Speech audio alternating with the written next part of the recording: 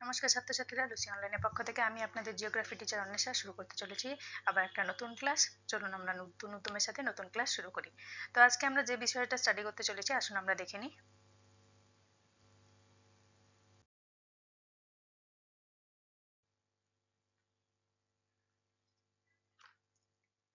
তো আজকে আমরা যে বিষয় স্টাডি করতে চলেছি সেটা হচ্ছে কিনা ক্লাস 8-এর সেকেন্ড চ্যাপ্টার অস্থিত পৃথিবী সম্পর্কে। তো অস্থিত পৃথিবী এই সম্পর্কে কি করছি না আমরা আজকে স্টাডি করব। তো স্থিত মানে কি? স্থিত মানে স্থির, ঠিক আছে, কিন্তু অস্থিত মানে যেটা স্থির নয়। তো পৃথিবী তাকে কি বলা হচ্ছে না অস্থিত পৃথিবী, মানে পৃথিবী স্থির নয়। পৃথিবী স্থির নয় বাহ্যিকভাবে যদি আমরা দেখি তাহলে তো স্থির নয়, কারণ সর্বদা আবর্তন করছে, পরিক্রমণ করছে। আর আভ্যন্তরীণ ভাবেও কিন্তু পৃথিবী স্থির নয়। তো এই পৃথিবী স্থির না থাকার কারণ কি, এবং এই পৃথিবী যে স্থির না থাকার কারণে কি কি ঘটছে, এই সমস্ত বিষয় কিন্তু আমরা এই চ্যাপ্টারের মাধ্যমে পড়ব। তো চলুন শুরু করি।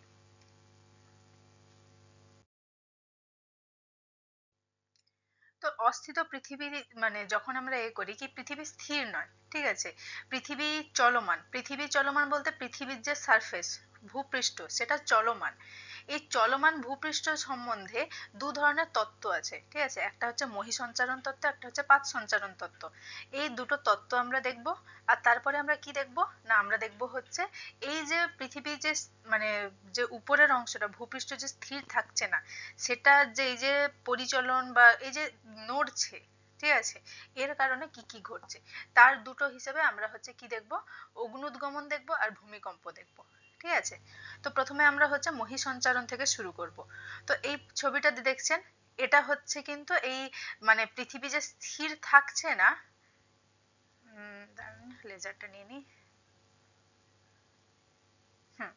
এই যে পৃথিবী, এটা দেখছেন পৃথিবী যে স্থির থাকছে না, স্থির না থাকার কারণে কি হচ্ছে, এইভাবে মহাদেশগুলো বিভক্ত হয়েছে।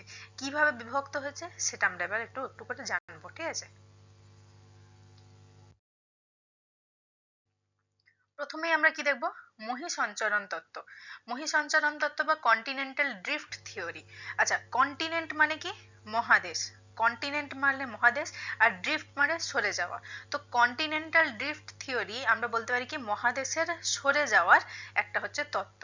তো এই জন্য এটাকে কি বলা হয় না মহাদেশীয় স্থানান্তর তত্ত্ব। এটাকে মহীসঞ্চারণ তত্ত্ব বলা যায়, আবার মহাদেশীয় স্থানান্তর তত্ত্ব বা কন্টিনেন্টাল ড্রিফট থিওরিও কিন্তু বলা যায়।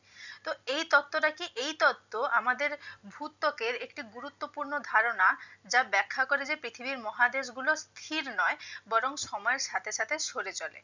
এটা এমন একটা তত্ত্ব যেটা কি বিষয় জানায় না আমাদের এই যে ভূত্বক মানে যেখানে আমরা রয়েছি, এই ভূপৃষ্ঠের সব থেকে উপরের অংশ, এটা কিন্তু স্থির নয়, এটা সময়ের সাথে সাথে কিন্তু নড়ছে, একদিক থেকে অন্যদিকে সরে চলেছে। সেই বিষয়টাকে আমরা এই মহীসঞ্চারণ তত্ত্ব বা মহাদেশীয় স্থানান্তর তত্ত্বের মাধ্যমে জানতে পারি।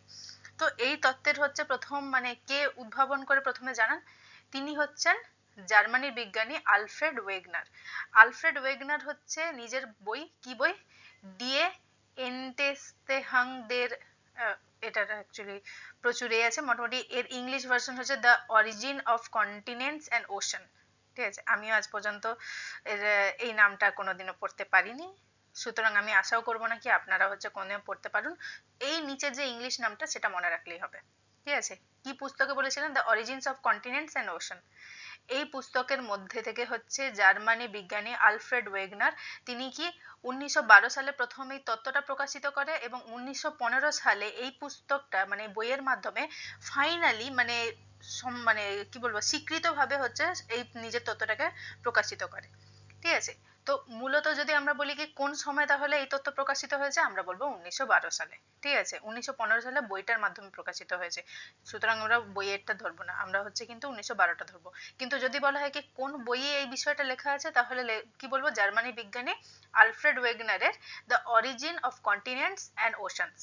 উপরের নামটা আমি জাস্ট জানানোর জন্য দিয়েছি, উপরের নামটা আমার দ্বারাও আজ পর্যন্ত মুখস্থ করা সম্ভব হয়নি, সুতরাং আপনাদেরও মুখস্থ করার কোনো প্রয়োজন নেই, আমি জাস্ট জানানোর জন্য দিয়েছি। ওকে, নেক্সট।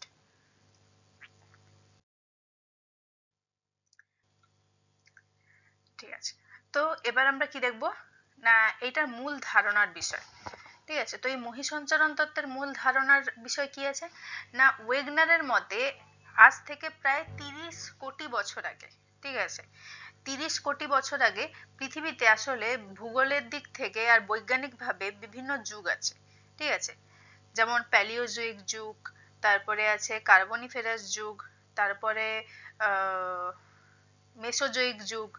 তো অনেকগুলো যুগ আছে। এবার সেই যুগের মধ্যে থেকে কি না প্যালিওজোইক যুগ আর কার্বনিফেরাস যুগ, এই দুটোর ঠিক মাঝামাঝি সময় কি হয়েছে না এই মহীসঞ্চারণ তত্ত্বের যে মূল ধারণাটা মানে কিভাবে যে ঘটছে সেই সময় থেকে কিন্তু হচ্ছে গণনা করা শুরু হয়েছে। কিভাবে বোঝাচ্ছি। তো মহীসঞ্চারণ তত্ত্বের ক্ষেত্রে কি হচ্ছে মানে যেটা হচ্ছে আলফ্রেড ওয়েগনার হচ্ছে যে ধারণাটা দিয়েছেন সেই ধারণা অনুসারে আজ থেকে 30 কোটি বছর আগে অর্থাৎ প্যালিওজোইক যুগ এবং কার্বনিফেরাস যুগ দুটোর ঠিক মাঝামাঝি সময় কি ঘটেছে না পৃথিবীর সমস্ত মহাদেশগুলো কি ছিল না এক হয়েছিল, মানে একটা পুরো গোলাকৃতি বা একটা মোটামুটি একটাই টুকরো ছিল। এখন আমরা কি দেখি, এখন আমরা দেখি হচ্ছে চারিদিকে মহাদেশের ছড়াছড়ি, আবার মহাদেশগুলো দেশে দেশে ছোট ছোট করে দ্বীপে দ্বীপে ভাগ হয়ে গেছে। কিন্তু প্র্যাকটিক্যালি বলতে গেলে সেগুলো সব কি ছিল না একটা ছিল, একটাই ভূখণ্ড ছিল। তো সেই সময় কি হয়েছিল যে একটা ভূখণ্ডের নাম কি ছিল প্যানজিয়া। এই যে লেখা আছে এই একক মহাদেশকে বলা হয় প্যানজিয়া, যার অর্থ সমস্ত ভূখণ্ড। তো এই প্যানজিয়া কি ছিল না একটাই মাত্র ভূখণ্ডে ছিল, কোনো মহাদেশ ছিল না, ওই একটা ভূখণ্ড একটাই মহাদেশ ছিল। কত বছর আগে, আজ থেকে 30 কোটি বছর আগে। তখন কোন যুগ চলছিল, প্যালিওজোইক যুগের শেষ চলছিল মানে শেষ হচ্ছিল আর কার্বনিফেরাস যুগের শুরু হচ্ছিল, মানে দুটো যুগের ঠিক মাঝামাঝি সময় কি হয়েছে না এই প্যানজিয়া তখন অস্তিত্ব ছিল। এই প্যানজিয়া এবার ধরুন আমরা পৃথিবীতে কি দেখি, আমাদের হচ্ছে সমস্ত মহাদেশ চারিদিকে ছড়িয়ে আছে আর বাকি অংশটা কি না জল দিয়ে ঘেরা আছে। এবার ভেবে দেখুন যদি সমস্ত মহাদেশগুলো এক জায়গায় থাকতো মানে একটা ভূখণ্ড থাকতো তাহলে তার চারপাশে কি থাকতো, জল থাকতো। এর মানে জল দিয়ে ঘেরা ঠিক একটা বদ্বীপের মতো, একটা বদ্বীপ মাঝে রয়েছে চারিদিকটা জল দিয়ে ঘেরা আছে।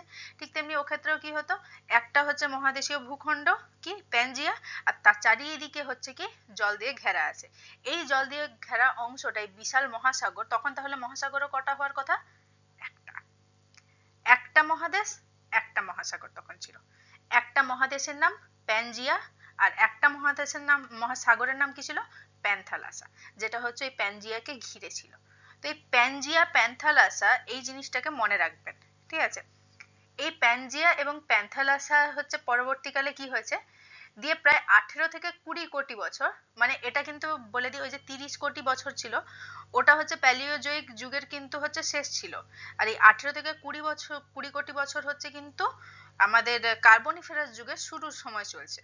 তো এই যে অংশটা এটা হচ্ছে এর মানে কি আমি যে বললাম প্যালিওজোইক যুগ এবং কার্বনিফেরাস যুগের ঠিক মাঝামাঝি, এটা হচ্ছে কিন্তু সেই সময়টা। তো এই সময় থেকে কি হচ্ছে ধীরে ধীরে দেখা যাচ্ছে কি এই যে প্যানজিয়া মানে মূল যে ভূখণ্ডটা ছিল সে প্যানজিয়া কি হচ্ছে দুটো ভাগ হয়ে যাচ্ছে, ঠিক আছে, দুটো বড় বড় ভাগ হচ্ছে। দুটো ভাগ কি কি, একটা হচ্ছে উত্তরের ভাগ একটা হচ্ছে দক্ষিণের ভাগ। উত্তরের ভাগকে বলা হচ্ছে কি লরেশিয়া বা আঙ্গারা ল্যান্ড আর দক্ষিণের ভাগ হচ্ছে গন্ডোয়ানা ল্যান্ড, ঠিক আছে। এই দক্ষিণের ভাগ কোথায় যাচ্ছে না দক্ষিণ গোলার্ধে চলে গেছে, আর উত্তরের ভাগ মানে এই লরেশিয়া বা আঙ্গারা ল্যান্ড সেটা কি হচ্ছে না উত্তর গোলার্ধে চলে গেছে। তো বোঝা গেল পুরোটা, মূলত পুরো ভূখণ্ড একটা গোটা ছিল, ঠিক আছে। এবার এই একটা গোটা ভূখণ্ডের নাম কি ছিল প্যানজিয়া। এই প্যানজিয়া পরবর্তীকালে গিয়ে কি হচ্ছে দুটো ভাগে ভাগ হচ্ছে, ঠিক আছে, দুটো ভাগ। এই দুটো ভাগ কি হলো দুটো গোলার্ধে চলে গেল, একটা গেল উত্তরে একটা গেল দক্ষিণে। তো উত্তর গোলার্ধে যেটা গেল সেটার নাম হলো কি লরেশিয়া বা আঙ্গারা ল্যান্ড, আর দক্ষিণ গোলার্ধে যেটা গেল সেটার নাম কি হলো গন্ডোয়ানা ল্যান্ড। তো আঙ্গারা ল্যান্ড গন্ডোয়ানা ল্যান্ড দুটো গেল। এই এবার আমরা কি দেখি এখন যে দক্ষিণ গোলার্ধে যে সমস্ত দেশগুলো আছে সেগুলো তাহলে কোন মানে কোন খণ্ডটা থেকে তৈরি হয়েছে, গন্ডোয়ানা ল্যান্ড থেকে। এই যে গন্ডোয়ানা ল্যান্ড থেকেই কি হয়েছে না এই যে আফ্রিকা দক্ষিণ আমেরিকা অস্ট্রেলিয়া আন্টার্কটিকা এবং ভারত, মানে ভারত বলতে বৃহত্তর ভারত মানে ভারতের সব থেকে মোস্ট অংশটা সব কোথা থেকে গঠিত হয়েছে? দক্ষিণ গোলার্ধের যে মহাদেশ গন্ডোয়ানা ল্যান্ড থেকে। এবার আপনি বলবেন ভারত তো উত্তর দিকে আছে, তাহলে হচ্ছে দক্ষিণ দিকের মানে দক্ষিণ দিকের হচ্ছে এ থেকে টুকরো থেকে আমাদের এই অংশটা কি করে তৈরি হলো? কারণ মানে যেমন বললাম না, পৃথিবীটা স্থির নয়, ঠিক আছে? আমাদের এই গন্ডোয়ানা ল্যান্ড দক্ষিণে চলে গেল, আঙ্গারা ল্যান্ড উত্তরেই রইলো, কিন্তু এই গন্ডোয়ানা ল্যান্ডেরই হচ্ছে কিছু কিছু অংশ আবার ভেঙে ভেঙে কি হয়েছে না উত্তরে লরেশিয়া বা আঙ্গারা ল্যান্ডে গিয়ে যুক্ত হয়েছে, ঠিক আছে? তো আমাদের ভারতও সেইগুলোর মধ্যে থেকেই একটা। এর প্রমাণ কি আছে? এই যে আমাদের গন্ডোয়ানা ল্যান্ডের যে টুকরো ভারত এসে যখন হচ্ছে আঙ্গারা ল্যান্ডে এসে লাগলো, তখন ওই আঙ্গারা ল্যান্ড এবং গন্ডোয়ানা ল্যান্ডের মধ্যে একটা কি হলো না ধাক্কা লাগলো। ধাক্কা লাগার কারণে কি হয়েছিল? হিমালয় পর্বত গঠিত হয়েছিল, ঠিক আছে? তো এই গন্ডোয়ানা ল্যান্ড থেকে কি হয়েছে? আফ্রিকা, দক্ষিণ আমেরিকা, অস্ট্রেলিয়া, আন্টার্কটিকা এবং ভারত। আর এই যে লরেশিয়া বা আঙ্গারা ল্যান্ড, এখান থেকে কি হয়েছে না উত্তর গোলার্ধের মহাদেশ আমেরিকা, ইউরোপ আর এশিয়া, ঠিক আছে? এশিয়ার মোস্টলি আমরা হচ্ছে বেশিরভাগ যে অংশটা সেটা কিন্তু হচ্ছে এই উত্তরের মানে লরেশিয়া বা আঙ্গারা ল্যান্ড থেকেই হয়েছে। এবার এর মাঝে কি ছিল না টেথিস সাগর ছিল। দেখুন, প্রথমে একটা গোটা অংশ প্যানজিয়া, তার চারিপাশে যে হচ্ছে মহাসাগরটা ছিল সেটা প্যান্থালাসা। এবার যখন দুটোর মধ্যে ভাগ হয়ে গেছে, এই দুটোর মাঝে যে সাগরটা ছিল সেটা কি ছিল না সেটা ছিল টেথিস সাগর, ঠিক আছে? তো এই টেথিস সাগরই হচ্ছে পরবর্তীকালে কি হয়েছে, টেথিস সাগর থেকেই বলা হয় কি হিমালয়ের উৎপত্তি ঘটেছে। কারণ এই টেথিস সাগরের মধ্যেই হচ্ছে কি ছিল না বিভিন্ন ধরনের হচ্ছে পলি বালি জমে মহীখাত ছিল, সেই মহীখাতই পরবর্তীকালে গন্ডোয়ানা ল্যান্ড এবং আঙ্গারা ল্যান্ডের হচ্ছে চাপের কারণে সেই পলি হচ্ছে উঁচু উঠে হিমালয় গঠন করেছিল। এর বিষয়ে প্রমাণ আছে, ঠিক আছে? এবার এইটা কি গেল, দুটো গেল, দুটো ল্যান্ড হলো আঙ্গারা ল্যান্ড, গন্ডোয়ানা ল্যান্ড। বারবার গন্ডোয়ানাটাকে তুলে ফেলছি, ঠিক আছে, সরি।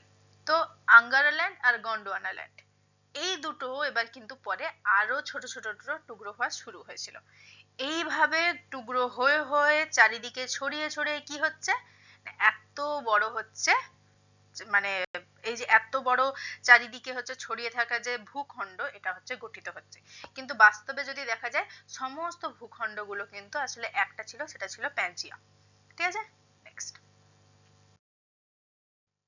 এর এভিডেন্স কি যে সমস্ত কিছু মানে একসাথে ছিল? এ দেখুন, এটা কিন্তু দক্ষিণের ভাগ, এটা কিন্তু হচ্ছে গন্ডোয়ানা ভাগ, ঠিক আছে? গন্ডোয়ানার মধ্যে কি ছিল? এই যে South America, Africa, Antarctica, Australia আর ইন্ডিয়া, ঠিক আছে? তো এবার এই দেখুন, এই যে গন্ডোয়ানা ল্যান্ডের মধ্যে কি দেখা যাচ্ছে, এইখানে এই যে প্রাণীটা, এই প্রাণীটার অস্তিত্ব শুধু আমেরিকাতে থাকার কথা, কিন্তু এই প্রাণীটার জীবাশ্ম আমেরিকার সাথে আফ্রিকারও কিছু অংশে দেখা যাচ্ছে। আবার এই যে প্রাণীটা, এর হচ্ছে জীবাশ্ম কোথায় কোথায় দেখা যাচ্ছে? আফ্রিকাতে দেখা যাচ্ছে, ভারতে দেখা যাচ্ছে, আবার আন্টার্কটিকাতেও দেখা যাচ্ছে। আবার এই যে হচ্ছে এক ধরনের বিশেষ উদ্ভিদ, এই উদ্ভিদের হচ্ছে এটা একটা ফার্ন জাতীয় উদ্ভিদ, এই ফার্ন জাতীয় উদ্ভিদের কি দেখা যাচ্ছে না এর অস্তিত্ব সাউথ আমেরিকাতেও আছে, আফ্রিকাতেও আছে, ইন্ডিয়াতেও আছে, আন্টার্কটিকাতেও আছে আর অস্ট্রেলিয়াতেও আছে। তো এবার প্রশ্ন হচ্ছে, আমরা যদি মানে এখনকার পরিস্থিতি বিচার করে দেখি, ইন্ডিয়া আমাদের চলে গেছে উত্তর গোলার্ধে, ঠিক আছে? আন্টার্কটিকা একেবারে দক্ষিণ দিকে চলে গেছে, অস্ট্রেলিয়া সেপারেট হয়ে গেছে, আফ্রিকা এক আলাদাই দিকে চলে গেছে আর সাউথ আমেরিকাও এক আলাদা দিকে চলে গেছে। প্রত্যেকটা ভূখণ্ডের মধ্যে কয়েক হাজার কিলোমিটারের হচ্ছে মহাসাগরের ডিফারেন্স আছে। যদি এত লম্বা মহাসাগরের ডিফারেন্স থাকে, তাহলে একই ধরনের পশু কিংবা একই ধরনের উদ্ভিদের জীবাশ্ম এই সমস্ত ভূখণ্ডগুলোতে কি করে পাওয়া যায়? এর দ্বারা হচ্ছে কি প্রমাণ হয়েছিল কি সমস্ত ভূখণ্ডগুলো আসলে এক ছিল, পরবর্তীকালে সেগুলো আলাদা হয়েছিল। তো এটাকে বলে fossil evidence of continental drift, মানে মহাদেশীয় স্থানান্তরের কি জীবাশ্মের দ্বারা প্রমাণ। জীবাশ্ম যে সমস্ত পাওয়া যাচ্ছে সেই জীবাশ্মগুলোর মাধ্যমে প্রমাণ করা হয়েছে কি এই মহাদেশগুলো আগে একটা ছিল, আলাদা আলাদা ছিল না, ঠিক আছে? নেক্সট, এরপরে কি আছে? জিগস ফিট বা উপকূল রেখা সাদৃশ্য, এটাও একটা প্রমাণ, যেটা হচ্ছে প্রমাণ করে যে আগে যে আমাদের পুরো সমস্ত ভূখণ্ডগুলো এক ছিল। আচ্ছা, এর জন্য আমি হচ্ছে আমার ক্যামেরাটা বন্ধ করে দিচ্ছি, নাহলে নিচের ছবিটা দেখা যাবে না। তো এখানে দেখুন, এটা হচ্ছে কি, এটা সেম হচ্ছে কিন্তু সেই আমাদের গন্ডোয়ানা ল্যান্ডের অংশটা। তো এই গন্ডোয়ানা ল্যান্ডের অংশে দেখুন, এইটা হচ্ছে আমেরিকা, ঠিক আছে। তারপরে এই এলো আফ্রিকা, ঠিক আছে। এই দেখুন আমেরিকা আর আফ্রিকা দুটো যদি হচ্ছে বর্ডারল্যান্ড মিক্সড করা যায় তাহলে কিন্তু এক্স্যাক্টলি যেভাবে আছে সেভাবেই ফিট হবে। মানে দেখুন এই যে ছবিটা দেখছেন এখানটা ভালো করে দেখুন, উপরের গুলোকে আগে দেখার দরকার নেই, ঠিক আছে, আমি নিচ থেকে দেখাচ্ছি। এইটা হচ্ছে বর্তমান সময়। এবার দেখুন এইটা হচ্ছে সাউথ আমেরিকা, এটা হচ্ছে আফ্রিকা। এবার সাউথ আমেরিকা আর আফ্রিকার এই অংশটাকে ধরুন যদি আমি নিয়ে গিয়ে এখানে জুড়ি তাহলে কিন্তু এটা জোড়া লেগে যাবে। জোড়া লেগে কি হবে, দেখুন এটা জোড়া লাগলো, দিয়ে আবার এই যে অংশটা এটাকে একটু নিচে নামিয়ে আনলাম, এটাও জোড়া লেগে গেল, দিয়ে দেখুন দেখা যাবে এইরকম দুটো গোটা ভূখণ্ডের তৈরি হচ্ছে। উপরটা লরেশিয়া, নিচেরটা গন্ডোয়ানা, বা উপরেরটা আঙ্গারাল্যান্ড, নিচেরটা গন্ডোয়ানা। আবার এই দুটোকেও যদি খাপে খাপে লাগানো যায় তাহলে কিন্তু পুরো একটা এরকম ভূখণ্ড তৈরি হবে যেটাকে বলা হতো প্যানজিয়া। এই যে গোটা ভূখণ্ড এটা হচ্ছে প্যানজিয়া, আর এই যে চারপাশে যে মহাসাগরটা দেখতে পাচ্ছি এটা হচ্ছে প্যান্থালাসা। এই প্যানজিয়া থেকে কি হলো পরে ভাঙন ধরলো, দিয়ে হলো আঙ্গারাল্যান্ড আর গন্ডোয়ানা, দিয়ে গন্ডোয়ানা থেকে হচ্ছে আবার কি সেপারেট হলো, আর আঙ্গারাল্যান্ডও পরে সেপারেট হলো, দিয়ে টুকরো টুকরো হয়ে সারা পৃথিবীতে এতগুলো দেশ মহাদেশে ছড়িয়ে পড়েছে। এর মানে জিগসো ফিট কি না, জিগসো ফিট হচ্ছে এখন একটা এক ধরনের খেলা, মানে খেলা যেখানে দেখবেন একটা কোনো ছবি দেওয়া থাকে, সেই ছবিতে স্পেসিফিক কি থাকে, ক্যামেরা অন করি, একটা হচ্ছে ছবি দেওয়া থাকলো, সেই ছবি অনেকগুলো টুকরো টুকরো ভাগ করা থাকে। এবার সঠিক টুকরোকে সঠিক জায়গায় লাগালে দেখবেন পুরো ছবিটা কিন্তু সম্পূর্ণ আকার ধারণ করে।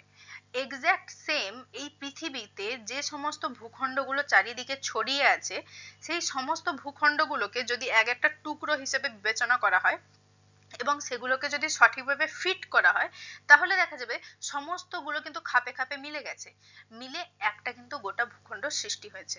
সেই গোটা ভূখণ্ডটাই কি না প্যানজিয়া।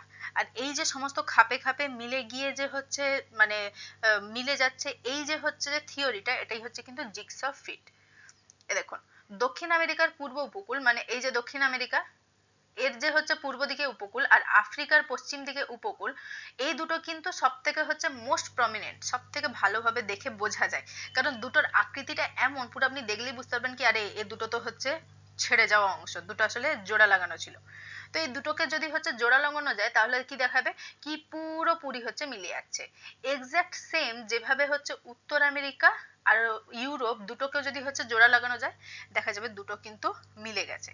তো এই যে দুটো হচ্ছে মানে যে কোনো অংশ, শুধু এটা কেন, এবার হচ্ছে যে সমস্ত ছোট ছোট দ্বীপগুলো আছে ধরুন মাদাগাস্কার, তারপরে হচ্ছে যে ছোট ছোট টুকরো টুকরো দ্বীপগুলো যেগুলো এধার ওধার গেছে, যেগুলো এক একটা দেশ বা এক একটা অংশ, সেই সমস্ত গুলোকে এনে এনে এনে এনে লাগানো হলো, দেখালো সমস্ত টুকরোগুলো জোড়া লেগে যাবে, কোনো একটা বাদ থাকবে না। তো এরই মাধ্যমে কি হয়েছিল না এই মহিসঞ্চারণ তত্ত্ব হচ্ছে কিন্তু ফাইনালাইজড হয়েছিল, ঠিক আছে।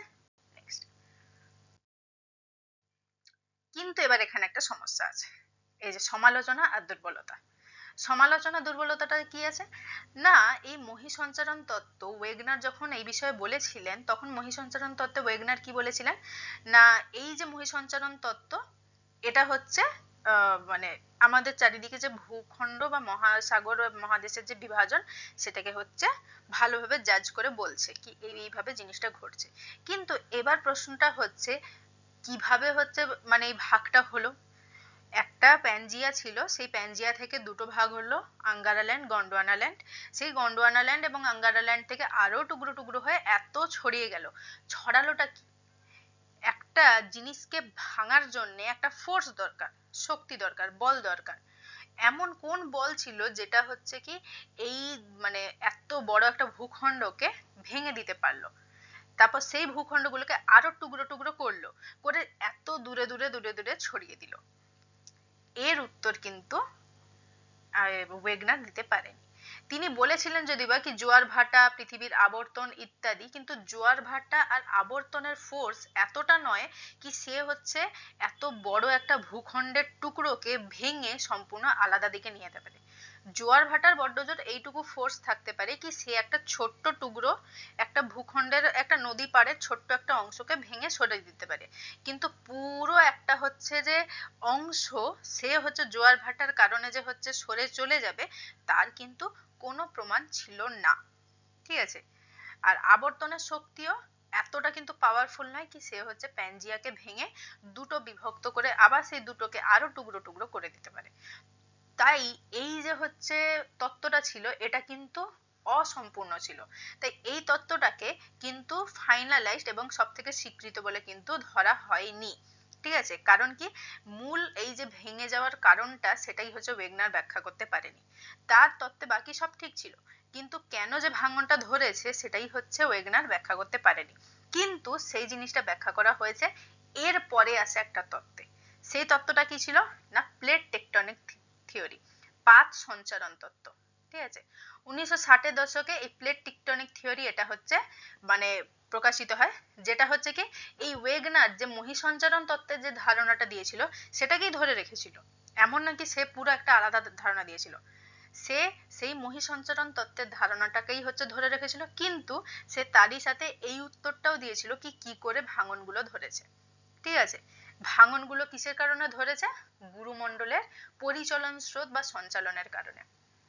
ঠিক আছে, আর তারই সাথে এই পাত সঞ্চারণ তত্ত্বের মাধ্যমেই কিন্তু আরো কিছু প্রশ্নের উত্তর যেগুলো হচ্ছে কিন্তু মহাসঞ্চারণ তত্ত্বের মাধ্যমে পাওয়া যাচ্ছিল না, কি না এই ভূমিকম্প, আগ্নেয়গিরি বা হিমালয় পর্বত কি করে গঠিত হয়ে গেল, মহাসাগরের তলদেশ এতটা কি করে গভীর হয়ে গেল।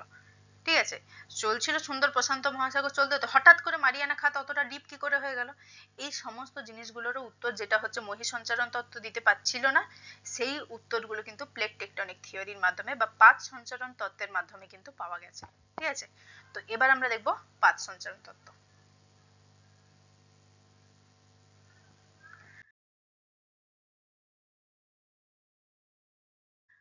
পাত সঞ্চারণ তত্ত্বের ক্ষেত্রে কি এই যে প্লেট টেকটনিক থিওরি, প্রথমত বলে দিই এটা আমার এখানে লেখা হয়নি। এই প্লেট টেকটনিক থিওরি কে দিয়েছিলেন, এর জনক কে ছিলেন, পিচো। ঠিক আছে, বিজ্ঞানী পিচো হচ্ছে এই প্লেট টেকটনিক থিওরি বা পাত সঞ্চারণ তত্ত্বের কিন্তু জনক। তো কি বলেছে, প্লেট টেকটনিক তত্ত্ব বা পাত সঞ্চারণ তত্ত্ব হলো ভূত্বকের সবচেয়ে গুরুত্বপূর্ণ এবং আধুনিক তত্ত্ব, যা ব্যাখ্যা করে যে পৃথিবীর ভূপৃষ্ঠ কিভাবে গঠিত, কেন ভূমিকম্প, আগ্নেয়গিরি না ওটা অগ্নুৎগমন হতো, কেন ভূমিকম্প এবং অগ্নুৎগমন হয়, পর্বত কিভাবে সৃষ্টি হয়, মহাদেশগুলো কিভাবে সরে যায়, মহাসাগরের তলদেশ কিভাবে বিস্তৃত হয়। এই সমস্ত বিষয়গুলো হচ্ছে কি এই পাত সঞ্চারণ তত্ত্বের মাধ্যমে আমরা বুঝতে পারি, এবং এই বিষয়গুলোকে আমরা পরে পরে ধীরে ধীরে কিন্তু জানবো। এই তত্ত্বের মূল ধারণা কি ছিল না পৃথিবীর বাইরের যে স্তর লিথোস্ফিয়ার, এই বাইরের স্তর কি হচ্ছে না এতে ভূত্বক এবং উপরের গুরুমণ্ডলে কঠিন অংশ থাকে। লিথোস্ফিয়ার আমরা হচ্ছে যখন পৃথিবীর অন্দরমহল পড়ছিলাম তখন কি ছিল, তিনটে পার্ট ছিল। ঠিক আছে, পৃথিবীর অন্দরমহলে তিনটে পার্ট, ভূত্বক, গুরুমণ্ডল, কেন্দ্রমণ্ডল। এবার এই যে ভূত্বক আর গুরুমণ্ডল এই দুটোর হচ্ছে গুরুমণ্ডলের উপরের কিছুটা অংশ এবং ভূত্বক, এই দুটোকে নিয়ে কি তৈরি হচ্ছে না এই দুটোকে নিয়ে তৈরি হয়েছিল মানে এই দুটোকে নিয়ে তৈরি হয়েছিল কিনা লিথোস্ফিয়ার। তো এই লিথোস্ফিয়ার বা ভূত্বক এটারই কি হয়েছে না মানে এগুলো এক একটা পাত। ঠিক আছে, এই লিথোস্ফিয়ারের এক একটা অংশ হচ্ছে কিন্তু এক একটা পাত। তো এই লিথোস্ফিয়ারের এক একটা অংশ যেগুলো কিনা এক একটা পাত, সেটা হচ্ছে কি হচ্ছে না মানে এধার থেকে ওধার নড়ছে। প্রথমত বলে দিই এই যে লিথোস্ফিয়ারের এই যে অংশ, হ্যাঁ তো আমরা কোথায় চলছিলাম, লিথোস্ফিয়ার। তো এবার কি হচ্ছে দেখুন, গুরুমণ্ডলের উপরের অংশ তার উপরে কি ভূত্বক, এই দুটো অংশ নিয়ে কিন্তু এক একটা পাত। ঠিক আছে, এবার গুরুমণ্ডলের কি না আমরা জানি কি গুরুমণ্ডল প্রথমে শুরু হলো, এবার ঊর্ধ্ব গুরুমণ্ডল একটুখানি শুরু হওয়ার পরেই কি না অ্যাস্থনোস্ফিয়ার স্তরটা আছে। অ্যাস্থনোস্ফিয়ার স্তরটা কি না একটা গলিত স্তর, যেখানে হচ্ছে সমস্ত মানে যে পদার্থগুলো আছে সেগুলো সান্দ্র বা অর্ধতরল পজিশনে আছে, আর সেখানে কি হয় না পরিচলন স্রোত ঘটে, মানে তরলগুলো এধার থেকে ওধার বয়ে চলে। এবার নদীর মতো তো এমন নয় কি এধার থেকে হচ্ছে গড়িয়ে গড়িয়ে মোহনাতে গিয়ে পড়ে গেল, ওইখানে কি ঘুরতে থাকে। ঠিক আছে, ক্রমাগত ওখানে পরিচলন স্রোতে ঘুরতে থাকে। তো এই পরিচলন স্রোতের কারণে কি হচ্ছে না উপরে যে গুরুমণ্ডলে যে অল্প অংশ তার উপরের যে হচ্ছে ভূত্বকের অংশ, এটা পুরোটা কি একটা পাত হয়ে গেল। এবার এই পাতগুলো ওই পরিচলন স্রোতের সাথে সাথে কিন্তু সরতে থাকে। ঠিক আছে, এইটাই হচ্ছে কি না প্লেট টেকটনিক থিওরি। তো আমরা বলতে পারি কি এক একটা প্লেট মানে ভূত্বকেরই অংশ আমরা বলবো, কারণ গুরুমণ্ডলটাকে যেহেতু খুব অল্প অংশ তাই কাউন্ট করি না, কিন্তু আসলে কিন্তু গুরুমণ্ডলের একটা অংশ আছে, ঠিক আছে। তো এই যে প্লেটগুলো, এগুলো কি হচ্ছে না একটা নির্দিষ্ট দিকে সরছে, সরার কারণে কখনো কখনো হচ্ছে, এগুলো বলতে গেলে ভাসমান একটা নৌকা, ঠিক আছে, ভেলা। ধরে নিন একটা নদীর পুকুরে আমি একটা ভেলা ভাসিয়ে রেখেছি, এবার পুকুরে হালকা যে দোলা, দোলার সাথে সাথে কি হবে, ভেলাটাও বয়ে বয়ে চলবে। এবার পুকুরে একটু জোরে হয় এই জন্য আপনি হচ্ছে বুঝতে পারেন, কিন্তু এখানের ক্ষেত্রে কি অতটা জোরে হয় না, এই জন্য আপনি বুঝতে পারবেন না। কিন্তু ওইরকম হচ্ছে ভাসমান অবস্থায় আছে। এবার ভাসমান অবস্থায় কি একদিক থেকে অন্যদিকে সরে সরে চলেছে। এটা কিন্তু খুবই মাইনর, মানে এত কম সরণ। আপনি বলবেন হয়তো আমরা যদি এইভাবে, আমরা ভূত্বকের উপরে আছি, আমরা ভূপৃষ্ঠের উপরে আছি, আর আপনি বলছেন কি এই যে হচ্ছে ভূত্বকের এই ভূপৃষ্ঠের অংশটা এটা একটা পাত যেটা হচ্ছে ভেসে চলেছে, তো আমরা বুঝতে পারি না কেন? কারণ এটা যে ভাসছে, এই যে সরছে না, এর সরার পরিমাণটা খুব খুব খুব অল্প, মানে এতটা কম কি আপনি ভাবতে পারবেন না। কত? প্রতি বছরে কিছু কিছু পাত কি 2 সেন্টিমিটার থেকে হাইস্ট কত যায়, 15 সেন্টিমিটার, ঠিক আছে, এটা হাইস্ট। এবার ভেবে দেখুন, আপনি একটা মানুষ, আপনি নিজের ক্ষেত্রে ভেবে দেখুন, আপনারা কি করছেন, আমি আজকে এখানে বসে আছি, 1 বছরের মধ্যে আমি এই জায়গা থেকে যদি হচ্ছে জাস্ট 2 সেন্টিমিটার সরে যাই, আমি কিন্তু নড়ছি না, আমি সারা বছর এখানেই বসে থাকছি, আমি কোথাও যাচ্ছি না, যদিও মানুষের পক্ষে এটা সম্ভব নয়, কিন্তু ইমাজিন করুন আমি কোথাও যাচ্ছি না, আমি শুধু এখানেই বসে আছি, কিন্তু 1 বছরের মধ্যে আমি 2 সেন্টিমিটার ডান দিকে সরে গেছি। তো এত কম স্লো মাত্রায় সরেছে, আপনি নিজেও নিজের বডিকে বুঝতে পারবেন না কি আপনি সরেছেন, আপনার সামনে যারা থাকবে তারাও বুঝতে পারবে না। প্লাস আবার কি আপনি হচ্ছে সেইটার উপরে আছেন, মানে আপনি সেই ভূত্বকের উপরেই আছেন, মানে ওটা যে সরছে তার সাথে আপনিও সরছেন। সুতরাং অবভিয়াসলি এটা বোঝা হচ্ছে সমস্যা, মানে কোনোভাবে সম্ভব নয় এত স্লো। প্লাস আপনি আবার হচ্ছে সেই ভূত্বকের উপরেই আছেন, যেমন আবর্তনে কি হয় এত স্পিডে ঘুরছে কিন্তু তাও আপনি বুঝতে পারেন না কেন, কারণ আপনি হচ্ছে পৃথিবীর উপরে আছেন। আর পৃথিবী যেমন ঘুরছে ঠিক বাসের মতো, বাস যখন চলে আপনি কি হচ্ছে বুঝতে পারেন কি কত স্পিডে চলছে, কেন বুঝেন না, কারণ আপনার বডি হচ্ছে সেই সেম স্পিডের সাথে সেম ফোর্সের সাথে চলছে। ঠিক তেমনি পৃথিবীর ক্ষেত্রে পৃথিবী হচ্ছে যেমন ঘুরছে তার সাথে সাথে আপনার বডিও ঘুরছে, সুতরাং আপনি বুঝতে পারেন না। এক্স্যাক্ট সেম এক্ষেত্রেও পাত যেভাবে যে স্পিডে চলছে আপনার বডিও সেই স্পিডে চলছে, সুতরাং আপনি বুঝতে পারেন না। আবার তার উপর কি স্পিড এতটা স্লো কি যদি মানে সরেও আপনি বুঝতে পারবেন না। সারা বছরে 2 সেন্টিমিটার, মানে এবার হিসাব করে দেখুন একদিনে সে কতটা যাচ্ছে, কয়েক মিলিমিটার। তো এত কম একটা হচ্ছে সরণ গতিকে আপনি কিভাবে হচ্ছে বুঝতে পারবেন না, সম্ভবই না। এবার বলি প্লেট টেকটনিক থিওরি বা পাত সঞ্চালন তত্ত্বে যে পাতগুলো যে সরছে, ঠিক আছে, পাতের যে স্থানান্তর ঘটছে, এর পিছনে মূল কারণ কি না গুরুমণ্ডলের সঞ্চালন প্রবাহ, মেন্টাল কনভেকশন কারেন্টস।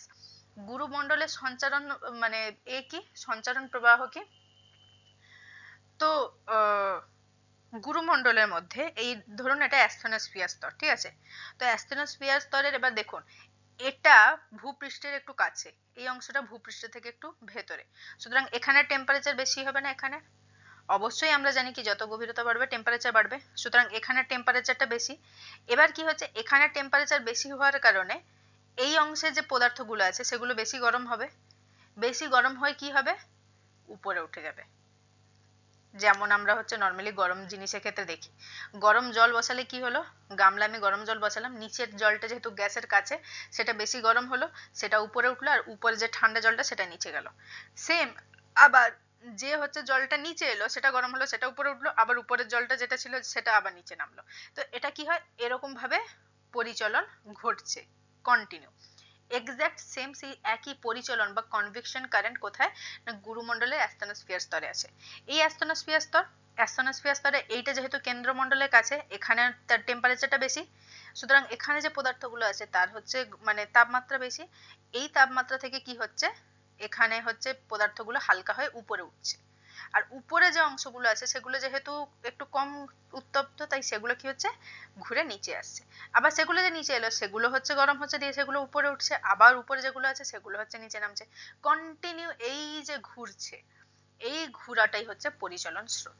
আর এই ঘোরার সাথে সাথেই কি হচ্ছে না, উপরে যে ভাসমান পাতগুলো আছে সেগুলো কিন্তু তারই সাথে সাথে সরছে বা স্থানান্তরিত হচ্ছে।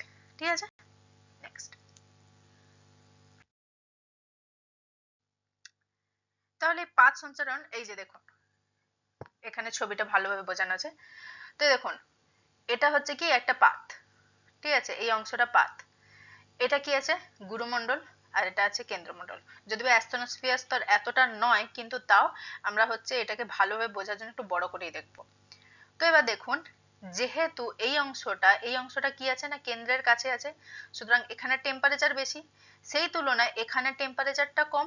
ফলে কি হচ্ছে, এখানে যে সমস্ত পদার্থ আছে সেগুলো অতিরিক্ত উত্তপ্ত হচ্ছে, হয়ে কি হচ্ছে উপরের দিকে যাচ্ছে, গিয়ে এখানে থাকলো। আর উপরের দিকে যে জিনিসগুলো আছে সেগুলো কি হচ্ছে এই করে নিচে নেমে আসছে, আবার নিচে নেমে এসে এখানে গরম হচ্ছে, আবার উপরে উঠছে, আর উপরে যেগুলো আছে সেগুলো আবার ঘুরে নিচে আসছে।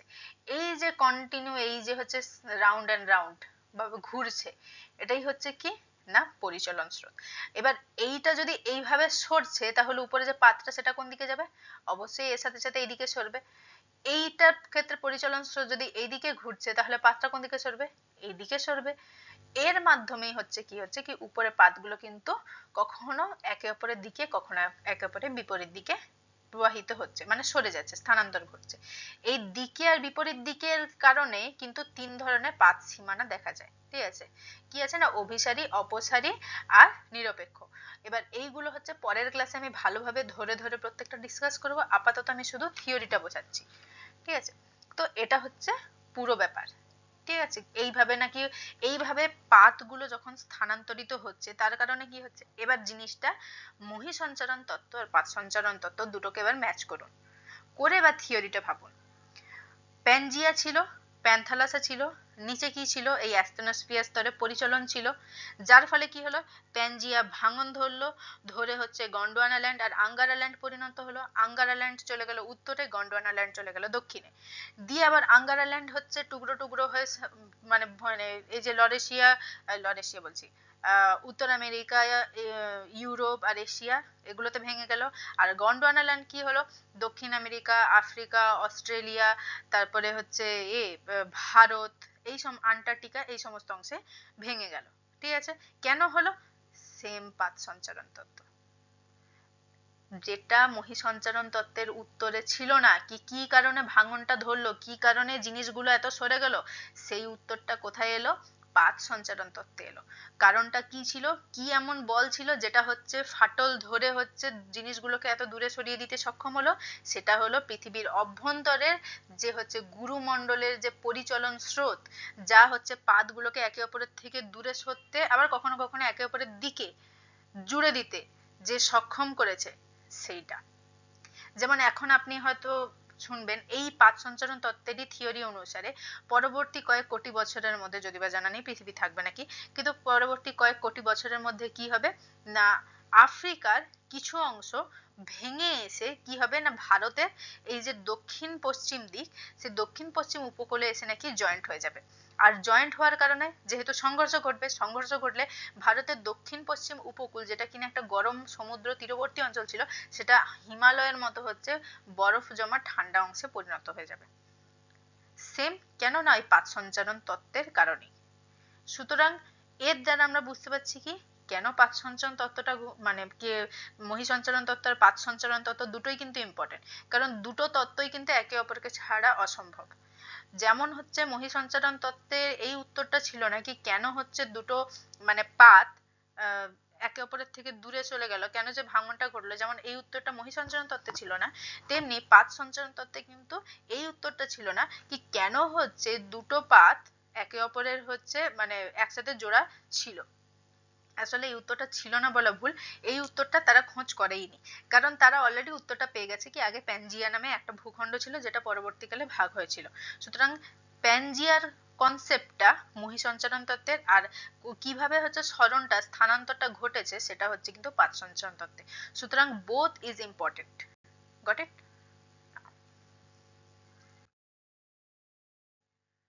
এই যে পাত সঞ্চারণ তত্ত্বে প্রথমে কি হলো, প্রথমে হচ্ছে আহ দুটো কি হলো, একটা গোটা ভূখণ্ড ছিল যেটা মানে বারবার রিপিট করছি, প্যানজিয়া। সেই প্যানজিয়া কি হলো, ভাগ হয়ে দুটো হলো, একটা হলো আঙ্গারা ল্যান্ড, একটা হলো গন্ডোয়ানা ল্যান্ড। আঙ্গারা ল্যান্ড উত্তরে চলে গেল, গন্ডোয়ানা ল্যান্ড দক্ষিণে চলে গেল, ঠিক আছে। দিয়ে সেগুলো এবার ডিভাইড হলো, সেগুলো ডিভাইড হয়ে হয়ে হয়ে হয়ে এখন কি, এখন দেখা যাচ্ছে পৃথিবীতে মূলত বড় পাত, যেগুলো মেন পাত, সেগুলোর সংখ্যা কত, 7টা। মূলত 7টা বড় পাত আছে, আর কি 8টা মাঝারি পাত আছে, ঠিক আছে। এবং 20টা, আসলে 20টা এখন 21টা হয়, ঠিক আছে, 21টা কি আছে না ছোট পাত আছে। তো এই ছোট পাত, মাঝারি পাত এবং বড় পাতের কারণে পৃথিবীর কোথাও না কোথাও প্রত্যেক মুহূর্তে কিন্তু এই সঞ্চারণের কারণে ধাক্কা লাগছে, ঠিক আছে। কিছু কিছুগুলো আমরা বুঝতে পারি, কিছু কিছুগুলো বুঝতে পারি না। কেন?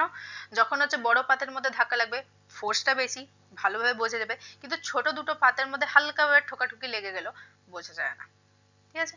এবার এই 7টা বড় বড় পাত কি, প্যাসিফিক প্লেট বা প্রশান্ত মহাসাগরীয় পাত, তারপরে North American plate, Eurasian plate, তারপরে African plate, Antarctic plate, Indo Australian plate, আর সাউদার্ন আমেরিকান প্লেট বা সাউথ আমেরিকান প্লেট। তো এইগুলো হচ্ছে সেই 7টা প্লেট, যেগুলো হচ্ছে সেই বড় বড় প্লেটের মধ্যে পড়ে। এর মধ্যে সব থেকে বড় কোনটা, প্রশান্ত মহাসাগরীয় প্লেট, যেটা এই অংশ থেকে শুরু হয়েছে, ঠিক আছে, দিয়ে এই যে এত বড় টুকরোটা, এটা হচ্ছে পুরোটা প্রশান্ত। এবার আপনি বলবেন উপরেরটাও তো বড়, না উপরেরটা বড় নয়, উপরেরটা শুধু দেখতে এরকম হচ্ছে, মানে এ মানে কি বলবো, কিছু কিছু পিকচার আছে, কিছু কিছু ছবি আছে যেগুলো হচ্ছে কিনা একটু যখন সমতল করে দেখা হয় না তখন স্ট্রেচ হয়ে যায়। যেমন পৃথিবী যদি আমরা দেখি, পৃথিবী এইরকম হচ্ছে মানে ছড়ানো নয়, গোল ছোট। যেমন দেখুন আফ্রিকা হচ্ছে এত বড়, আর সেখানে দেখুন এখানে হচ্ছে গ্রিনল্যান্ডের ছবি আছে, যেটাও কত বড়, সম্ভব নয়। এটা অনেকটা ছোট, কিন্তু এখানে ছবিতে বড়, কারণ স্ট্রেচ হয়ে গেছে। কিন্তু এই যে প্যাসিফিক প্লেট মানে প্রশান্ত মহাসাগরীয় পাত, এটা কিন্তু অনেকটাই বড়, সব থেকে বড় পাত। এটা আপনাদের মনে রাখা দরকার নেই কি কি কি মানে পাত রয়েছে, এগুলো আপনাদের পরবর্তীকালে কাজে লাগবে। সুতরাং এখন এগুলো হচ্ছে মুখস্থ করার কোনো দরকার নেই, শুধু জেনে রাখবেন কি প্যাসিফিক প্লেট বা প্রশান্ত মহাসাগরের পাত হচ্ছে কিন্তু সমস্ত যে বড় বড় পাত রয়েছে তার মধ্যে সব থেকে বড়, ঠিক আছে। তো পাত সঞ্চারণ তত্ত্বে আপাতত আমরা পাত পর্যন্ত দেখেছি। এবার আমরা এর পরের ক্লাসে কি দেখব, আমরা দেখব হচ্ছে অভিসারী পাত, অভিসারী পাত সীমান্ত, অপসারী পাত সীমান্ত, নিরপেক্ষ পাত সীমান্ত, ঠিক আছে। এই জিনিসটার মাধ্যমে আমরা কি বুঝবো, কি কিভাবে এই যে হচ্ছে বলছিলাম না কি এরকম কখনো ধাক্কা লেগে যাচ্ছে, কখনো একে অপরের থেকে দূরে সরে যাচ্ছে, কিভাবে জিনিসগুলো ঘটছে সেটা কিন্তু আমরা এর পরের ক্লাসে বুঝবো। তো আজকের জন্য আমরা এতটা পর্যন্ত বুঝেছি এবং এতটা পর্যন্তই থাকবে, ঠিক আছে। বেশি বুঝলে পাত সঞ্চারণ তত্ত্ব, মহি সঞ্চারণ তত্ত্ব এমন একটা জিনিস যেটা আপনি এই ক্লাসে পড়ছেন ঠিকই, কিন্তু আপনি একেবারে গ্রাজুয়েশন লেভেল এমএ পর্যন্ত কিন্তু আপনাদের এই জিনিসটা কনসেপ্টটা ভালোভাবে ক্লিয়ার থাকা প্রয়োজন। যদি কনসেপ্টটা ক্লিয়ার না থাকে তাহলে কিন্তু পরবর্তীকালে সমস্যা হতে পারে, ঠিক আছে। তো আজকের জন্য এতটাই, আশা করছি আপনারা ভালোভাবে বুঝেছেন।